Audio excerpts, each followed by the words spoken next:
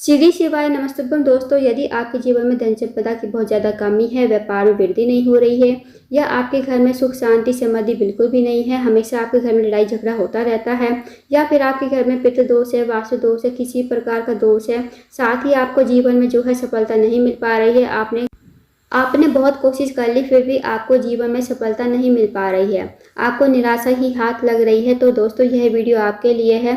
आपको बता दें दोस्तों, कल है 15 फरवरी, गुरुवार का दिन। गुरुवार का दिन जो होता है भगवान विष्णु का दिन होता है, बृहस्पति महाराज का दिन होता है। यदि दोस्तों हमारा गुरु ग्रह मजबूत होगा तो हमारे जो सारे कार्य हैं सही टाइम पर हो जाते हैं, हमारा विवाह सही टाइम पर हो जाता है, हमारी शिक्षा सही टाइम पर हो जाती है पूरी, और जो हमें नौकरी मिलनी है वो भी हमें सही टाइम पर मिल जाती है। जो भी हमारे कार्य में अड़चन आती है, रुकावट आती है, हमारे सारे जो कार्य हैं होते चले जाते हैं अगर हमारा गुरु ग्रह मजबूत है तो।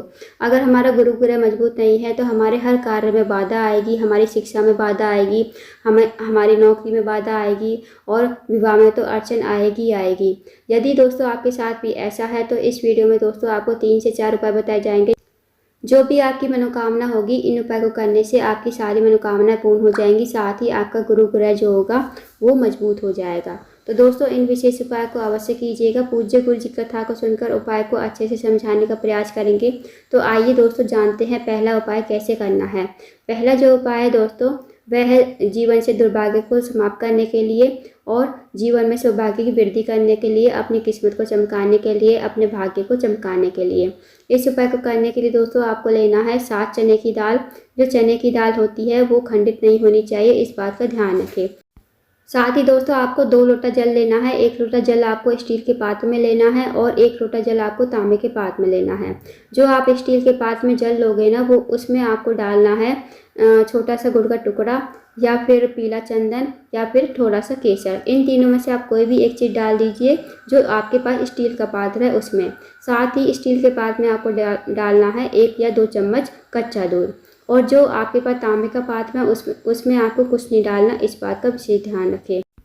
अब इस उपाय को दोस्तों आप सुबह से लेकर शाम तक कभी भी कर सकते हो। अब इन्हें लेकर चले जाइए आप शिव जी के मंदिर में। शिव जी के मंदिर में जाकर आपको सबसे पहले जो चने की दाल है आपके पास वो आपको थोड़ी सी गीली कर लेनी है। गीली करने के बाद आपको ये चने की दाल शिवलिंग के ऊपर ओम बृहस्पतिश्वर महादेव का नाम लेते हुए ओम और श्री शिवाय नमस्तुभ्यं का जाप करते हुए आपको शिवलिंग के ऊपर चने की दाल समर्पित कर देनी है। उसके बाद दोस्तों जो आपके पास स्टील का लोटा है जिसमें आपने गुड़ डाला था या फिर पीला चंदन या फिर केसर डाला था और 1 चम्मच या 2 चम्मच कच्चा दूध डाला था, वो आपको शिवलिंग के ऊपर श्री शिवाय नमस्तुभ्यं कहते हुए और बृहस्पतिश्वर महादेव का स्मरण करते हुए आपको शिवलिंग के ऊपर समर्पित कर देना है।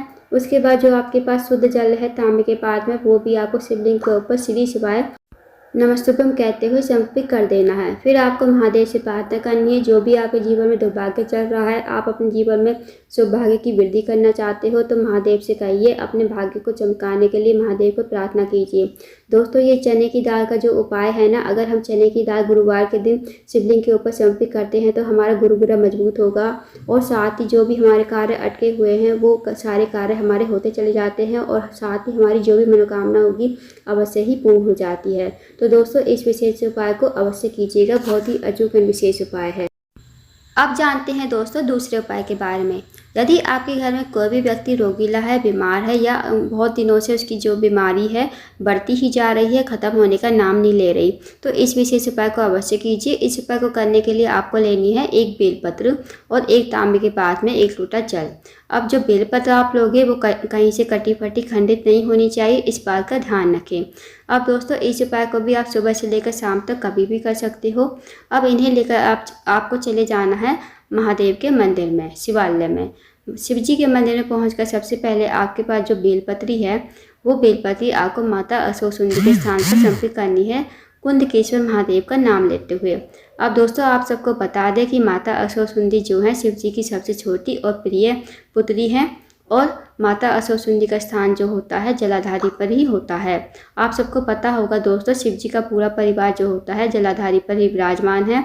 तो माता असुरसुंदी का जो स्थान है जलाधारी पर, जहाँ से जल जो नीचे बहकर गिरता है, तो आप देखना जलाधारी पर मोटी सी लाइन बनी होती है नाग देवता की तरह, वही माता असुरसुंदी का स्थान होता है। तो वहाँ पर आपको बेलपत्र समर्पित कर देनी है कुंदकेश्वर महादेव का नाम लेते हुए। अब जो बेलपत्र की डंडी का मुख होगा वो जलाधारी की तरफ होना चाहिए, जहाँ से जल जो है नीचे बहकर गिरता है, और पत्ती का मुख जो होगा शिवलिंग की तरफ होना चाहिए। तो दोस्तों इस तरह आप बेलपत्र चढ़ाओगे। उसके बाद अब आपके पास जो 1 लोटा जल है वो आपको माता असुरसुंदी के स्थान पर ही कुंदकेश्वर महादेव का नाम लेते हुए समर्पित कर देना है। फिर महादेव से प्रार्थना करनी है, जो भी व्यक्ति आपके घर में बीमार है उसका नाम बोलना है, गोत्र बोलना है और उसकी बीमारी के लिए प्रार्थना करनी है। अब जो आपने माता असुरसुंदी के स्थान पर जल चढ़ाया है, थोड़ा सा जल आपको झेल कर लेकर आना है। जब जलाधारी से जल नीचे गिरेगा ना, तो आपको थोड़ा सा जल जो है लोटे में ही लेकर आना है घर पर। अब इस जल को आपको घर पर लाकर उस रोगी व्यक्ति को पिलाना है, जो भी व्यक्ति आपके घर में बीमार है। कुंदकेश्वर महादेव का नाम लेते हुए आपको उस रोगी व्यक्ति को इस जल का आचमन कराना है। और विश्वास के साथ दोस्तों इस उपाय को अवश्य कीजिएगा। उसकी जो बीमारी होगी ना वो धीरे धीरे ठीक हो जाएगी और उसका जो रोग होगा धीरे धीरे खत्म हो जाएगा। तो इस विशेष उपाय को अवश्य कीजिएगा। गुरुवार के दिन बहुत ही अचूक विशेष उपाय है। अब जानते हैं दोस्तों अगले उपाय के बारे में। अगला जो उपाय है दोस्तों, यदि आपके घर में लड़ाई झगड़ा होता रहता है, छोटी छोटी बातों पर झगड़ा हो जाता है, घर में सुख शांति समृद्धि बिल्कुल भी नहीं है, या आपके घर में किसी प्रकार का पितृ दोष है, वास्तु दोष है, तो इस उपाय को अवश्य कीजिए। या आपके विवाह में बाधा आ रही है, अड़चन आ रही है, आपके किसी कार्य में बाधा आ रही है, अड़चन आ रही है, तो इस उपाय को अवश्य कीजिए। इस उपाय को करने के लिए दोस्तों आपको लेना है 1 तांबे के पात्र में 1 लोटा जल। उसके बाद आपको लेनी है 7 लौंग, साथ ही आपको लेनी है 1 चुटकी काले तिल और 1 काली मिर्च। काले तिल का उपाय यदि हम करते हैं तो वो पितरों को खुश करने के लिए किया जाता है। यदि हम काले तिल का उपाय करते हैं तो हमारे पितर जो है खुश हो जाते हैं और हमारे पितर जो है तृप्त हो जाते हैं। तो दोस्तों इस विशेष उपाय को अवश्य कीजिएगा। अब आपको इन सामग्रियों को लेकर पहुंच जाना है शिव जी के मंदिर में। शिव जी के मंदिर में जाकर सबसे पहले आपको 1 लोटा जल श्री शिवाय नमस्तुभ्यम कहते हुए शिवलिंग के ऊपर समर्पित कर देना है। उसके बाद जो आपके पास 7 लौंग है, 1 चुटकी काले तिल है और 1 काली मिर्च है, वो आपको अपने सीधे हाथ की हथेली पर रखने हैं। अपना नाम बोलना है, गोत्र बोलना है और आपके जीवन में जो भी समस्या चल रही है उस समस्या को कहिए। चाहे आपके घर में लड़ाई झगड़ा होता हो या आपके जीवन में जैसी भी समस्या हो, धन को लेकर या फिर आर्थिक समस्या से लेकर जो भी परेशानी है, आप महादेव से कहिए और अपना नाम 7 बार नाम बोलकर और 7 बार गोत्र बोलकर इन सामग्री को आपको शिवलिंग के ऊपर समर्पित कर देनी है श्री शिवाय नमस्तुभ्यम कहते हुए। उसके बाद आपको महादेव से प्रार्थना करनी है, विनती करनी है और आपको प्रणाम करके विनती करके आपको अपने घर पर आ जाना है। तो दोस्तों इस विशेष उपाय को अवश्य कीजिएगा। इस विशेष उपाय को करने से भी आपकी सारी मनोकामनाएं पूर्ण हो जाएगी। तो दोस्तों ये थे कुछ विशेष उपाय जो आपको गुरुवार के दिन करने हैं। इन उपाय को अवश्य कीजिएगा। अगर आपको जानकारी पसंद आई हो, वीडियो को लाइक करना, शेयर करना, चैनल को जरूर सब्सक्राइब करना और कमेंट बॉक्स में श्री शिवाय नमस्तुभ्यम हर हर महादेव जरूर लिखना।